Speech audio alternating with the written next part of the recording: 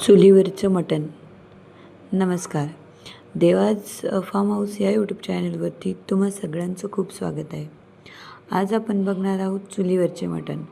No filter, no shortcut, फक्त चुलीचा धूर आणि 10 मिनटात खरी स्टोरी.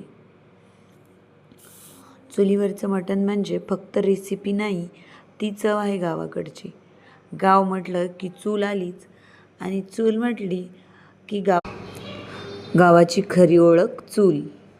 चुलीवरचं मटण आणि गाव, या जळणाऱ्या काड्या आणि चुलीवर ठेवलेला गंज आणि त्यावर चटपट वाजणारा हा मसाला आणि त्याचा सर्वदूर पसरलेला हा मसाल्याचा सुगंध चुलीवर काय सुरू आहे याची साक्ष देतो. आणि हा खरा अनुभव आहे गावाकडचा. आत्ताच्या काळात सिलेंडरचा फार तुटवडा सुरू आहे. सिलेंडर भेटेनासे झाले तेव्हा या चुलीची किंमत कळते. गावाकडचा माणूस जेव्हा शहरात जातो आणि गॅसवरच्या भाज्या खातो, त्याच्या तोंडाची चवच जाते. कारण त्याला लागलेली असते चुलीवरच्या भाज्यांची चव, गावरान भाज्यांची चव. तो फक्त आठवतो चुलीवरची भाजी आणि तीच त्याला शहरामध्ये भेटत नाही.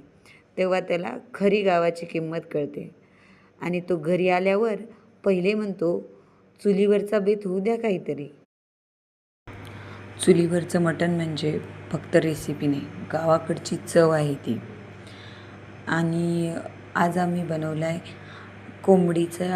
कोंबडीचा रस्सा. हा आज स्पेशल आहे आमच्या इथे आलेल्या पाहुण्यांसाठी बनलेला चुलीवरची भाजी. सगळीकडेच चुलीवरची भाजी भेटत नाही.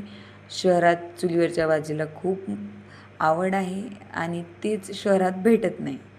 ती चव घेण्यासाठी, ती मजा घेण्यासाठी यावं लागेल तुम्हाला गावाकडेच. स्पेशल गावरान गावाकडचा रस्सा.